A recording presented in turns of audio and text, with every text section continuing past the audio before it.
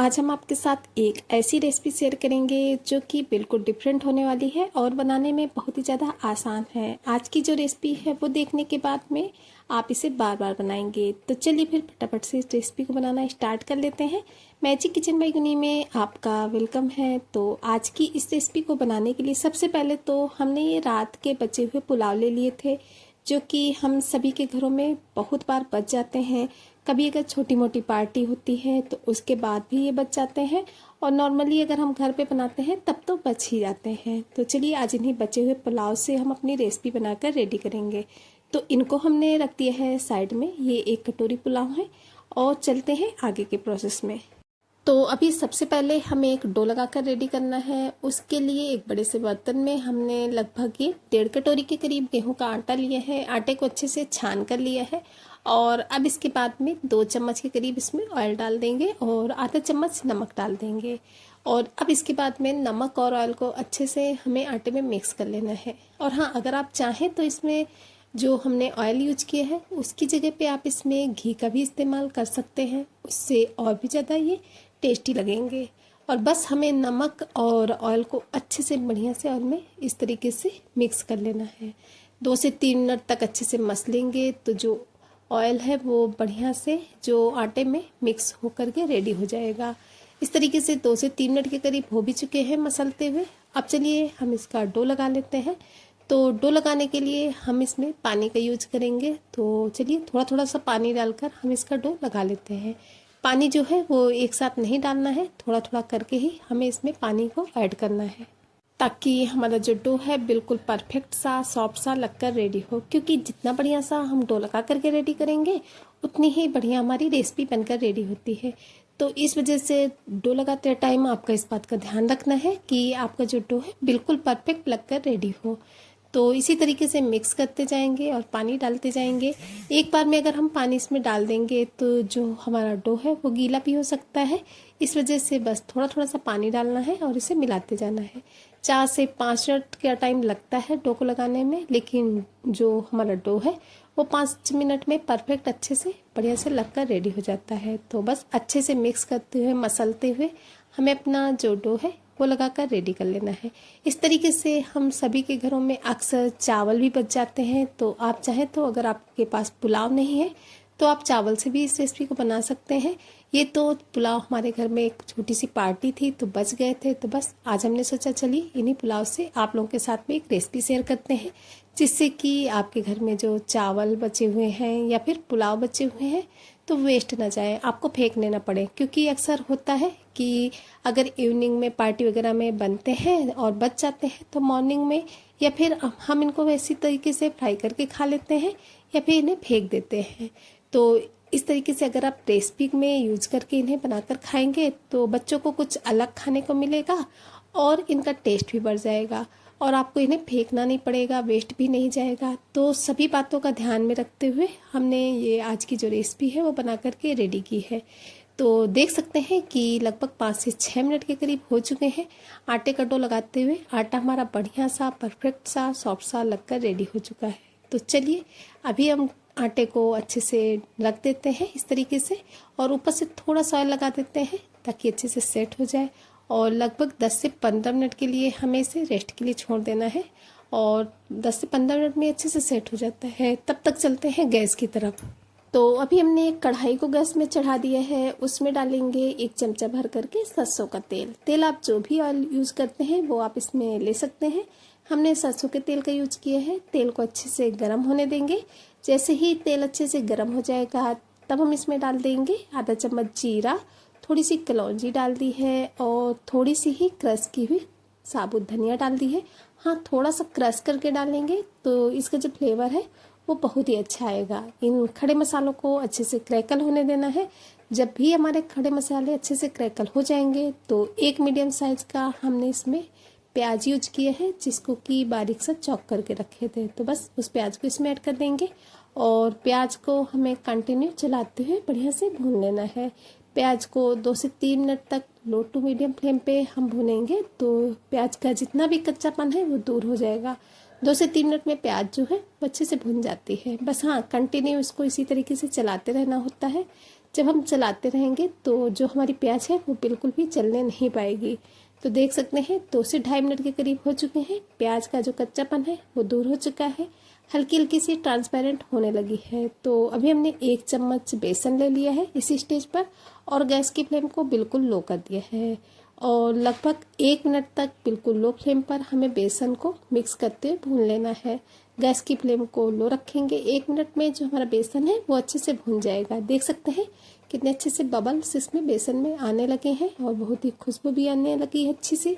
तो बस बेसन अच्छे से भून चुका है। अभी मसालों में सबसे पहले इसमें हमने 1/4 चम्मच के करीब हल्दी पाउडर ऐड कर दिए है। चाहे तो आप स्किप भी कर सकते हैं लेकिन थोड़ा सा कलर अच्छा आएगा। आधा चम्मच भुने हुए जीरे का पाउडर डाल दिए हैं। आधा ही चम्मच हमने इसमें लाल मिर्च पाउडर ऐड किए है। अगर आप नहीं खाते हैं तो आप इसमें हरी मिर्च का भी यूज कर सकते हैं। और अब इसके बाद में हम इसमें ऐड करेंगे ये 1 चम्मच के करीब गरम मसाला, या फिर आप इसकी जगह पे कोई दूसरा मसाला खाते हैं तो वो भी डाल सकते हैं। 1 चम्मच हमने इसमें अमचूर पाउडर ऐड कर दिए है और 1 चम्मच से थोड़ा सा कम हम इसमें नमक डाल देंगे। नमक ध्यान से इसमें डालें क्योंकि पुलाव में भी नमक होता है, इस वजह से 1 चम्मच से थोड़ा सा कम हमने इसमें नमक डाला है। 1 चम्मच ही कसूरी मेथी ले ली थी जिसको कि इस तरीके से हाथों से क्रश करके डाल देंगे। बस अब इन सभी मसालों को हमें अच्छे से मिला लेना है और आधा मिनट तक भून लेंगे। बस आधा मिनट में ये जो हमारे मसालों का जितना भी कच्चापन है वो ख़त्म हो जाता है, मसाले अच्छे से भून जाते हैं।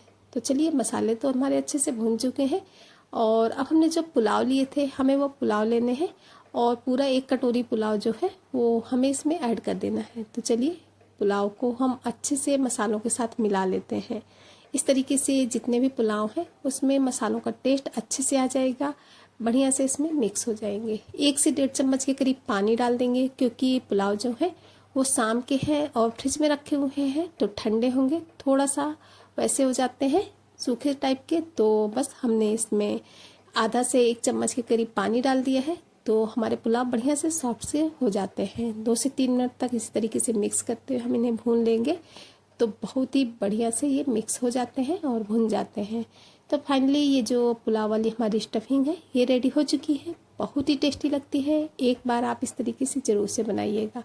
चलिए अभी ये हमारी रेडी हो चुकी है। अभी हमें क्या करना है 1 से 1.5 मिनट तो इस तरीके से हमने भून लेना है ताकि जो हमने इसमें पानी ऐड किया है वो ख़त्म हो जाए। चलिए गैस की फ्लेम को ऑफ कर देते हैं और इसको छोड़ देते हैं थोड़ी देर के लिए ठंडा होने के लिए। और जब तक ये अच्छे से ठंडा होता है तब तक जो हमने आटे का डो लगा करके रखा था, चलिए वो आटो को भी हमें चेक कर लेना है।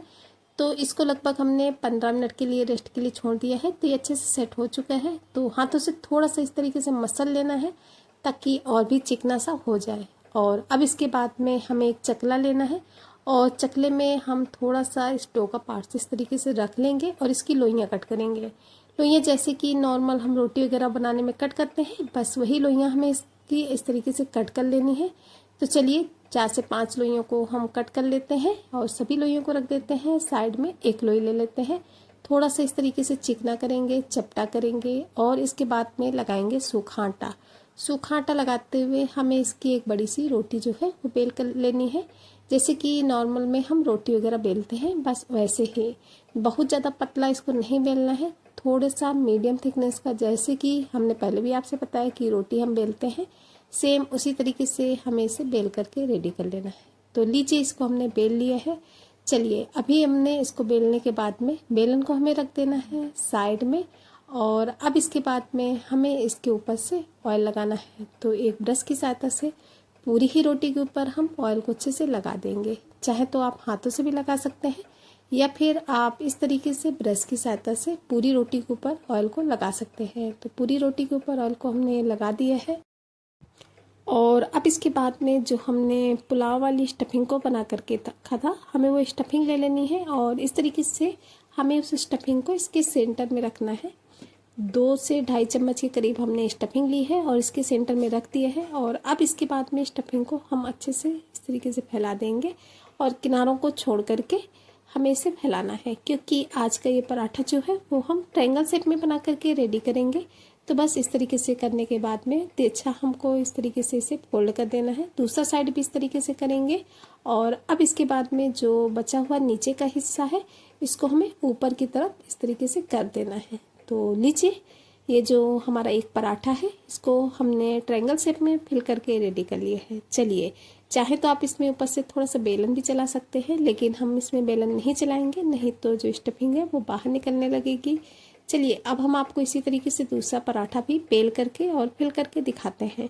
और हाँ फ्रेंड्स, आप लोग कमेंट बॉक्स में ये बताना बिल्कुल भी नहीं भूलिएगा कि आप लोग हमारी जो रेसिपी है वो कहाँ से देख रहे हैं, क्योंकि आप लोग के जो प्यारे प्यारे से कमेंट होते हैं उनको पढ़ के बहुत ही अच्छा लगता है और हमें मोटिवेशन भी मिलता है आप लोगों के लिए इसी तरीके से नई नई रेसिपी के वीडियोस लाने के लिए।